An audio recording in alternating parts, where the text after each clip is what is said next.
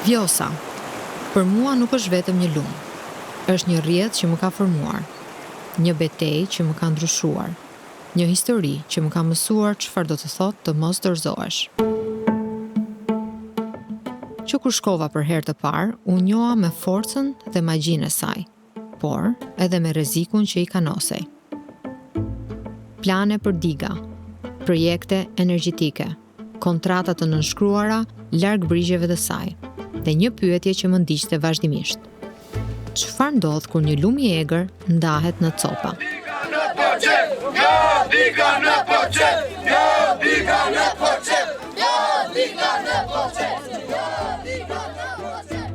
Lëvizja për mbrojtjen e Vjosës nuk filloi si diçka e madhe.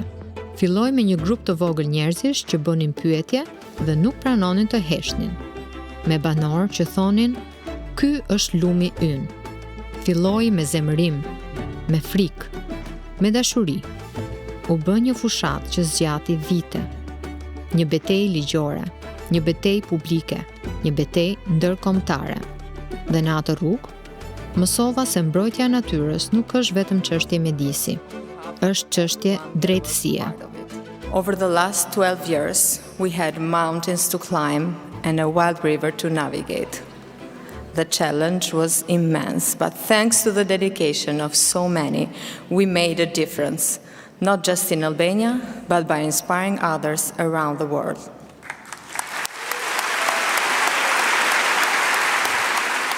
Kur mora lajmin për Goldman Environmental Prize, mendova për lumin. Mendova për gratë që qëndruan në protesta, për komunitetet që nuk u trembën, për valët e Vjosës që vazhdojnë të rrjedhin të lira. Ai çmim nuk ishte finishi.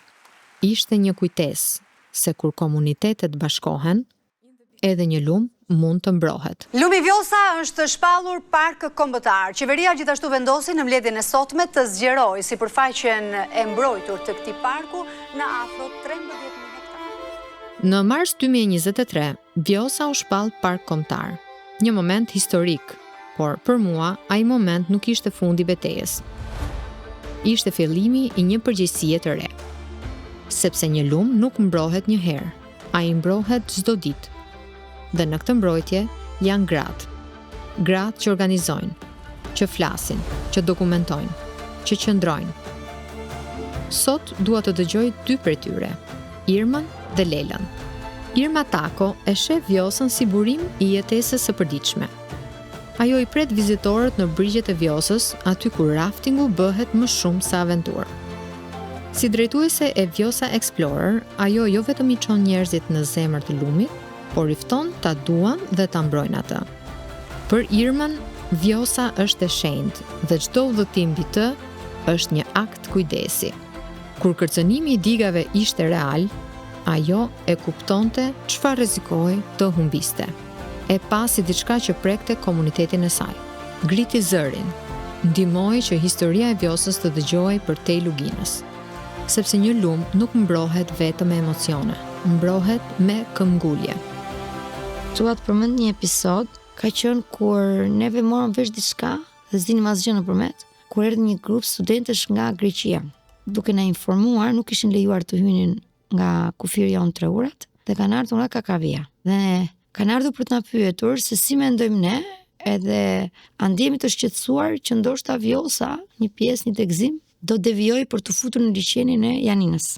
Edhe unë mbaj mend që ka qenë shokuese, sepse vetëm në atë moment për një gjë që e ke dhe e jep për të mirëqen, kupton që dhe kaq që mirëqen nuk qen ka. Mbaj mend që ka pasur dhe shumë reagime pak të nxituara nga komuniteti im, ka pasur njerëz që intervistoheshin në rrugë që nuk e shikonin si shqetësim, pra aty kuptova që ne si komunitete përgjatë Vjosës nuk jemi mirë të informuar. Nuk kuptojmë çdo thot devijimi i një sasie sado e vogël apo e mesme apo e madhe tjetë, se çfarë dëm e shkakton.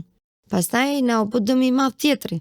Edhe pse ishim pak që ishim kundra, Langarica, ka qenë edhe kjo një goditje jo e vogël, por që prap në atë periudhë jetuam pak njerëz dhimbjen e madhe. Disa të tjerë kishin keqardhje, po thonin po ja se do kryejnë vende pune, ekonomi dhe nuk ishte ashtu. Ka qenë një dëshpërim i vërtet hidrocentrali i Langaricës, ka qenë një dhimbje e madhe. Kur e dëgjoj Irmën, më kujtohen mbledhjet e gjata në përfshatra. Dhoma të vogla, karriget plastike, njerëz të lodhur, por të vendosur. Ka qenë një betejë e madhe për mos ta pranuar, sepse donin me çdo kusht t'i pranonim këto para si sponsorizim për të blerë lëndën e parë për të bërë receta tradicionale shumë të humbura që ne po ringjallnim në atë kohë. Edhe jam shumë e lumtur vërtet, them që asë kohë kemi qenë rreth 30 persona që po angazhoheshim, edhe duke qenë që mu tha mua kjo gjë, unë shtyva më të ej, edhe i pyeta të gjithë. Dhe gati 95% prej nesh thanë jo, faleminderit, ne do t'i gjejmë lekët diku tjetër, do t'i vëmë vetë. Na duheshin në fakt ato para, por jam shumë e lumtur që paraja nuk ishte gjithçka dhe nuk i pranuam. Ka momente në një lëvizje kur gjithçka duket e pamundur, kur dokumentet janë kundër teje, kur vendimet duken të mbyllura. Në ato momente, forca nuk vjen nga titujt apo çmimet. Vjen nga njerëz si Irma që vazhdojnë të shkojnë derë më derë, që vazhdojnë të shpjegojnë, që vazhdojnë të besojnë. Dhe unë e kam parë nga afër, qëndresa e saj nuk është e zhurmshme, është e qëndrueshme si lumi. Ndërkohë që kundërshtoi fortësisht sepse ishte parë tashmë në vende të tjera të zhvilluara, çdo thoshte hidrocentrale, kishte edhe një luftë të brendshme me persona që nuk e dinin këtë informacion, se çdo thoshte tamam të ndërtoheshin hidrocentrale, edhe se sa të dëmshme do ishin ato për një ekonomi të qëndrueshme në të ardhmen.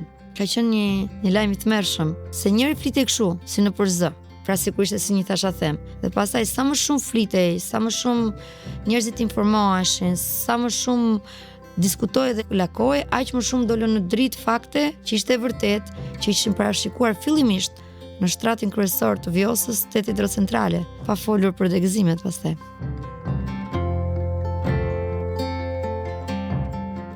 Lela është bie e Shushicës. Për të, lumi nuk është metaforë, është kujtim. Nga rrënjët e mia, nga studimet që kam bërë vetë, për ujrat, për ambientin, me që jam dhe ambientaliste, e admiroj gjelbërimin, jam marrë me gjelbërimin, jam marrë me biologjin, me gatimet biologjike, me bimët medicinale, që i kam bjellë dhe në teritorin tim të shtëpisë. Dhe kjo më ka detyruar që të mbroj edhe në thellësi në vendin tim, siç është Shushica, siç janë ujrat e tjera, që sot qeveria jon me shpatë të madhe po merr gjithë burimet ujore. Lela, e diplomuar për agronomi, e ka ndjerë lidhje me natyrën që në fëmijëri. Por për të, dashuria nuk mjafton. Natyra duhet mbrojtur. Kur projektet për devijimin e Shushicës u bën reale, ajo nuk e pa si një debat teknik. E pa si një humbje personale. Zemra e saj rreh me Shushicën, degën e Vjosës që ajo e mbron si pjesë të identitetit të vet. Sepse për Lelën, një lum i heshtur është një zë që pret të dëgjohet. Po të marrin ujin edhe s'ke qa bën, kjo mua më indinjoi pa mas, edhe thash unë diçka do bëj. E ngrita zërin në një takim të Këshillit Bashkiak, thash kjo është çmenduri, thash që ti ndroni rrjedhën një lumi, një burimi, thash kjo është çmenduri. Burimi, thash, nuk ka atë që shikojmë në mes i ujin që kaloni, thash. Keni vadit ndonjëherë ara juve, i thash unë, apo s'keni vaditur? Nëse vadisni ara, provojeni dhe uji do thuash, pse u vonua s'po vjen. Uji ka burimin e tij në vete, lumin që është nën të, atë që shikojmë me sy, edhe atmosfera, ajri që avujt e ujit që mbajnë natyrën. Ne nuk duhet ta shkatërrojmë këtë gjë, nuk duhet lejojmë me asnjë mënyrë që ky ujë të merret. Dhe uji dhe sot e kësaj dite ai uji po bën detyrën e tij, po çpojnë me sonda që të marrin ujë. Kur dola për herë të parë në Shushicë gjatë fushatës, mbaj mend qetësinë e saj lugine. Dhe pastaj mendova, si mund të imagjinohet kjo pa ujë? Lela nuk fliste vetëm për biodiversitet. Ajo fliste për dinjitet, për të drejtën një komuniteti, për të mos u zbrazur, për të mos u tharë bashkë me lumin. Dhe në zërin e saj kishte diçka shumë të qartë. Kjo nuk ishte thjesht rezistencë, ishte kujdes. Ne duhet të mbrojmë ato që na kanë ngel, që nuk i ka prishur klima. Janë burimet ujore, janë tokat, janë arat, janë gjelbërimi që ne duhet i bëjmë vetë ne.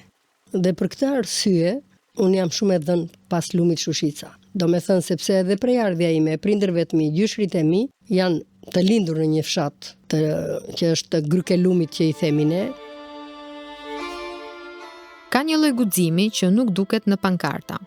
Është guximi për të folur në një sallë publike, kur të gjithë të thonë se vendimi është marrë. Është guximi për të mos u lodhur nga zhgënjimi. Lela e ka atë guxim. E kam parë në sytë e saj. një përzierje zemërimi dhe dashurie. Dhe ndoshta kjo është forca më e madhe e kësaj lëvizje. Njerëz që e duan lumin aq shumë sa nuk pranojnë ta humbasin. Vjosa nuk është thjesht një lum, është kujtesa e tokës, rrjedha e historive dhe zëri i natyrës që nuk mund të hesht. Kur shohim Irmën dhe Lelën, nuk shohim vetëm aktiviste. Shohim njerëz që mbajnë mbi supe barrën e vendit, të lidhur me çdo gur, çdo deg, çdo val. Mbrojtja e lumit nuk është vetëm ligj, nuk është vetëm shkencë, nuk është vetëm pasion. Është një marrëdhënie e hollë midis njeriut dhe natyrës. Është vetë kuptimi i përgjegjësisë, besimi se ajo që ne bëjmë sot vendos fatin e së nesërmes. Çdo hap, çdo zë, çdo veprim, qoftë i vogël apo i madh, ka fuqi të ndryshojë rrjedhën, jo vetëm të ujrave, por të komuniteteve dhe të vetë mënyrës se si e shohim botën. Dhe kjo është ajo që këto gra na mësojnë, se dashuria për natyrën nuk mjafton. Duhet guxim, vendosshmëri dhe vendim për të vepruar. Se një lum i mbrojtur është më shumë se ujë i pastër, është shpresë, është lidhje, është jetë.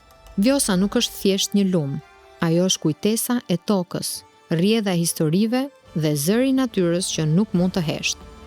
Irma dhe Lela nuk bëjnë të njëjtën punë, por punojnë për të njëjtin qëllim.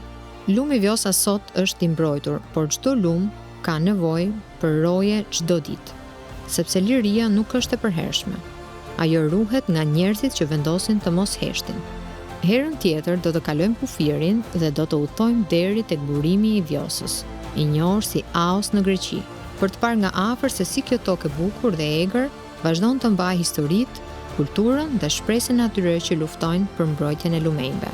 Unë jam Besiana Guri, ky është River Women, një podcast nga Lumi.